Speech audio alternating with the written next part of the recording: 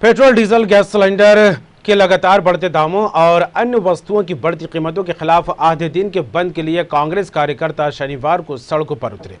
प्रदेश में बंद के मिला जुला असर देखने को मिला है। लोगों ने कई जगह कांग्रेस का साथ नहीं दिया। भोपाल में कांग्रेस कार्यकर्ता कुछ दुकानें जबरन बंद कराने लगे तो पुलिस ने पूर्व मंत्री पीसी शर्मा समेत 100 कांग्रेसियों को गिरफ्तार भी किया। हालांकि शाम को उन्हें छोड़ दिया गया। तो जबलपुर में बंद के दौरान कांग्रेस कार्यकर्ताओं पर रांझी क्षेत्र में कपड़ा व्यापारी के साथ मारपीट के आरोप भी लगे हैं। इंदौर और उज्जैन में भी बंद कराने निकले कांग्रेसियों का दुकानदारों ने विरोध किया। उज्जैन में एक दुकानदार को कांग्रेसियों ने 1000 रुपए दिए, तब जाकर उसने दुकान बंद की। वहीं इसका वीडियो भी सोशल मीडिया पर वायरल हो रहा है। वहीं ग्वालियर में मिला जुला असर देखने को मिला। यहां पेट्रोल पंप ही खुले रहे। वहीं सागर में भी बंद का मिला जुला असर ही नजर आया।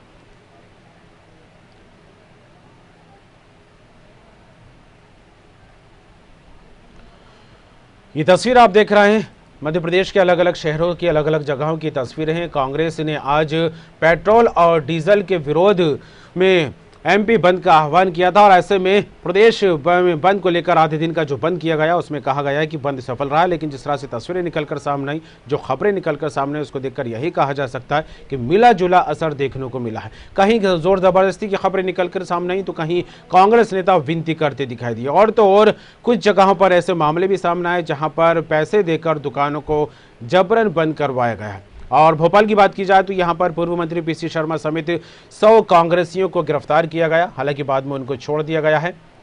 जबलपुर में बंद के दौरान कांग्रेस कार्यकर्ताओं पर रांझी क्षेत्र में कपड़ा व्यापारी के साथ मारपीट का आरोप भी लगा है। इंदौर और उज्जैन की बात करें तो यहां पर भी बंद कराने निकले कांग्रेस कार्यकर्ताओं का दुकानदारों ने विरोध किया।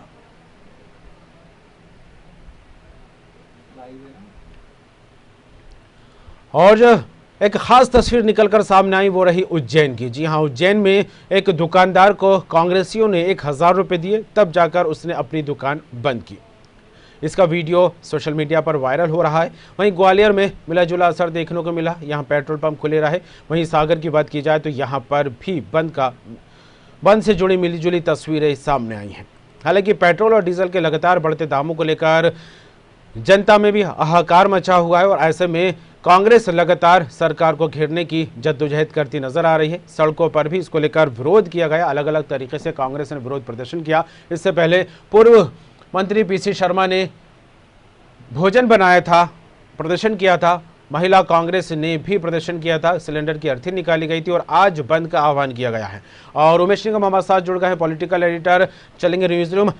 उमेश जी, बंद को लेकर बात की जाए तो आज पूरे मध्य प्रदेश को बंद करने का आह्वान कांग्रेस की तरफ से किया गया था। हालांकि जिस तरह से खबरें निकलकर सामने आ रही कि मिला जुला असर रहा, क्या कुछ तस्वीरें देखने को मिली, क्या कुछ असर देखने को मिला इस पूरे बंद का? आज कांग्रेस ने बंद का आयोजन किया था प्रदेश में। विधानसभा का सत्र शुरू होने वाला है सोमवार से, तो उसके पहले कांग्रेस ने एक रणनीति बनाई थी कि पेट्रोल डीजल के बढ़े हुए दाम और गैस सिलेंडर के जो केंद्र सरकार ने बेतहाशा वृद्धि कर दी है, इसके विरोध में जो है आधे दिन का बंद रखा जाएगा। कांग्रेस को मालूम था कि पूरे दिन का बंद वो सफल नहीं करा पाएंगे, इसलिए उन्होंने पहले ही 2 बजे तक का बंद रखने का निर्णय लिया था। और बंद पूरी तरह तो सफल नहीं कहा जा सकता। जो तस्वीरें देख रहे हैं उसके आधार पे आंशिक बंद ही कहा जाएगा कि कांग्रेस जो बंद करने का आयोजन रखा था तो उसका आंशिक बंद रहा। और पेट्रोल डीजल के दाम लगातार बढ़ते चले आ रहे हैं। दरअसल पेट्रोल और डीजल के जो दाम हैं उन पर केंद्र और राज्य सरकार दोनों का ही टैक्स इतना ज़्यादा हो गया है, जिसके चलते कि उसकी कीमतें लगातार बढ़ती जा रही हैं। और आज भोपाल में पूर्व मुख्यमंत्री दिग्विजय सिंह ने भी कमान संभाली थी। उन्होंने सोमवारा में गए, कुछ दुकानें बंद करवाई। उसके अलावा कुछ और बाजारों में गए। इसके अलावा पूर्व विधायक पूर्व मंत्री और विधायक पीसी शर्मा, इसके अलावा कांग्रेस के और दूसरे नेता थे, इन सबको गिरफ्तार भी किया गया। इसी तरह की प्रदेश के कई अन्य जगह से आई है जानकारी। बिल्कुल उमेश जी, और जिस तरह से पेट्रोल डीजल के बढ़ते दामों को लेकर बात की जाए तो लगातार इनके दामों में वृद्धि होती दिखाई दे रही है और इसका सीधा असर आम जनता की जेब पर पड़ रहा है। लेकिन जिस तरह से आपने भी जिक्र किया कि पूरे दिन का बंद का आह्वान न करते हुए आधे दिन का बंद रखा गया था, क्योंकि कांग्रेस को कहीं ना कहीं ये लग रहा था कि पूरे दिन का अगर बंद कराएंगे तो सफल नहीं होगा। लेकिन आधे दिन के बंद को लेकर भी कहीं ना कहीं जनता का साथ उस हिसाब से नहीं मिला जिसकी उम्मीद जताई जा रही थी, क्योंकि ये आम जनता को लेकर भी बात की जाए तो पेट्रोल डीजल की मार उस पर भी पड़ती दिखाई दी है। इसको किस तरह देखा जाए? कमर की व्यापारी पहले ही कोरोना के चलते खासे परेशान थे, वो उनका व्यवसाय खासा चौपट हो चुका है। हालांकि ये सही है कि पेट्रोल डीजल की भी मार उन पे पड़ रही है और वो उससे खासे परेशान है, लेकिन जनता भी इस चीज़ को देख रही है कि सरकार किसी की भी हो, जब वो सत्ता में आती है तो पेट्रोल डीजल पे सभी टैक्स लगाते हैं जी। कांग्रेस की सरकार थी जब, तब आने के पहले चुनाव के समय कांग्रेसियों ने वादा किया था कि जैसे ही हम सरकार में आएंगे 5 रुपए पेट्रोल पे और 3 रुपए डीजल पे कम करेंगे। लेकिन जैसे ही प्रदेश में कांग्रेस की सरकार काबिज हुई, उन्होंने तत्काल पेट्रोल और डीजल पे टैक्स बढ़ाए और एक बार फिर राज्य सरकार के टैक्स के बोझ से पेट्रोल डीजल की कीमतें काफी बढ़ गई थी उस वक्त। और जब वो दोबारा फिर विपक्ष में आए तब इसको लेकर फिर विरोध करने लगे कि टैक्स बढ़ रहे हैं। तो जनता इस चीज को भली भांति समझ चुकी कि सरकार किसी की भी रहे, कीमतें बढ़ाना है, महंगाई की मार जनता की जेब पे ही पड़ना है और जनता को ही इस बोझ के तले दबना है। जी बिल्कुल उमेश जी, लेकिन जिस तरह से कच्चे तेल की कीमतों को लेकर कहा जाए तो लगातार ये खबरें निकलकर सामने आ रही हैं कि कच्चे तेल की जो कीमत है काफ़ी कम स्तर पर पहुंच चुकी है, लेकिन बावजूद इसके देश में लगातार पेट्रोल और डीजल के दामों में बढ़ोतरी की जा रही है। खासकर कि मध्य प्रदेश को लेकर बात करें तो यहाँ पर अन्य राज्यों के मुकाबले काफ़ी महंगा पेट्रोल और डीजल मिलता दिखाई दे रहा है। तो क्या वजह मानी जाए इसकी?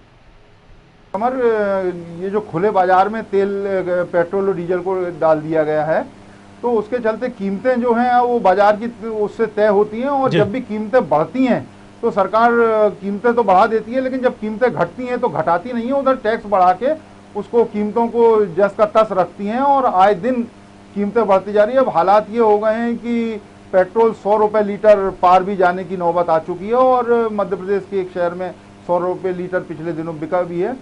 इस प्रदेश सरकार के द्वारा भी सबसे टैक्सेस इतने ज़्यादा लगा दिए गए हैं, यही कारण है कि देश में सबसे ज़्यादा महंगा मध्य प्रदेश में ही पेट्रोल डीजल है, क्योंकि सर्वाधिक टैक्स मध्य प्रदेश सरकार के द्वारा लगाए गए हैं। यदि ये टैक्सेस कम कर दिए जाएं तो सरकार आम जनता की जेब पर बहुत कम बोझ पड़ेगा पेट्रोल डीजल के लिए, उनको एक अच्छी और कम राशि खर्च करके ये मिल जाएगा। लेकिन जो सरकार है में बैठे लोग हैं वो सभी अपने खजाने को भरने के लिए पेट्रोल डीजल को बहुत बड़ा सहारा बनाए हुए और इस पर लगातार टैक्सेस बढ़ाते रहते हैं। हाँ, बिल्कुल। और कोरोना काल से जिस तरह से हर एक आदमी जूझता दिखाई दिया है तो वहीं इसका असर सरकारी खजाने पर भी मुझे पड़ता दिखाई दिया और ऐसे में सरकार को राजस्व की काफ़ी ज़रूरत महसूस होती दिखाई दे रही है, क्योंकि प्रदेश में विकास के काम करना है। लेकिन जिस तरह से लगातार पेट्रोल और डीजल के दाम बढ़ते दिखाई दे रहे हैं, इसका असर आम जनता की जेब पर तो सीधे तौर पर पड़ता दिखाई दे रहा है। ट्रांसपोर्टेशन भी महंगा होता दिखाई दे रहा है, क्योंकि जब पेट्रोल और डीजल के दाम बढ़ते हैं यहाँ पर दिखाई देते हैं तो सारी चीज़ें महंगी होती रहती हैं और ऐसे में आमदनी के जरिए कम है और महंगाई लगातार बढ़ती दिखाई दे रही है। उसको किस तरह आंका जा सकता है? सीधा असर व्यवसाय पे भी पड़ता है और सारी चीजें महंगी होती हैं और जब बाजार में सारी चीजें महंगी होंगी तो उसका सीधा असर आम जनता पर पड़ेगा और आम जनता की जो गाड़ी कमाई है उस पर पड़ता है और एक उनकी जो आय का एक बहुत बड़ा हिस्सा है वो पेट्रोल डीजल में ही खर्च हो जाता है। तो इसको लेकर जनता खासी परेशान है, लेकिन जनता भी इसको लेके करा रही है।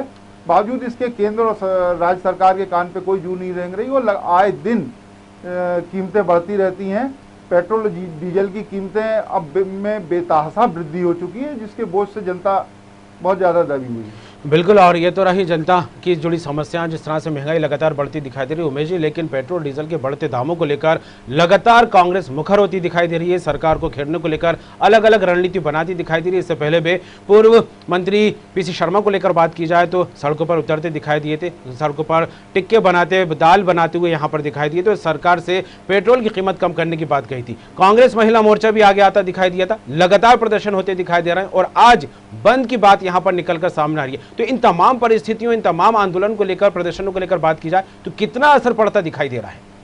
देखिए, कांग्रेस को जिस तरह से विरोध करना चाहिए उस तरह से विरोध शुरू से नहीं किया गया।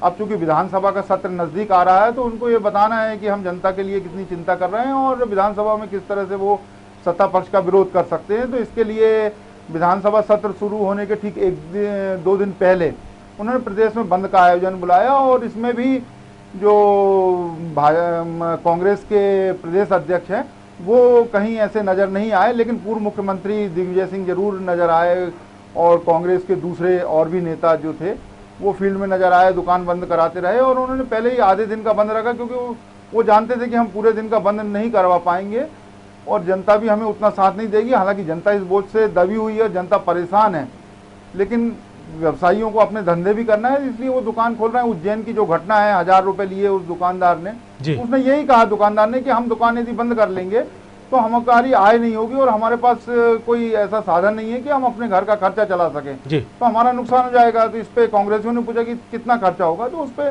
उसने बताया 1000 रुपए। तत्काल कांग्रेसियों ने 1000 रुपए निकाल के दिए और कहा दुकान बंद करा ले। तो ये घटना भी काफी चर्चा का विषय बनी। बिल्कुल, और इसका वीडियो भी लगातार वायरल होता दिखाई दे रहा है सोशल मीडिया पर। लेकिन जिस तरह से कांग्रेसियों ने अपील की थी उसका असर तो फिर उमेश जी यहाँ पर दिखाई नहीं दिया, लेकिन कुछ जगहों से तस्वीरें निकलकर सामने आई थी, जोर जबरदस्ती भी की गई है दुकानदारों के साथ कि बंद किया जाए। इसको किस तरह देखा जाए?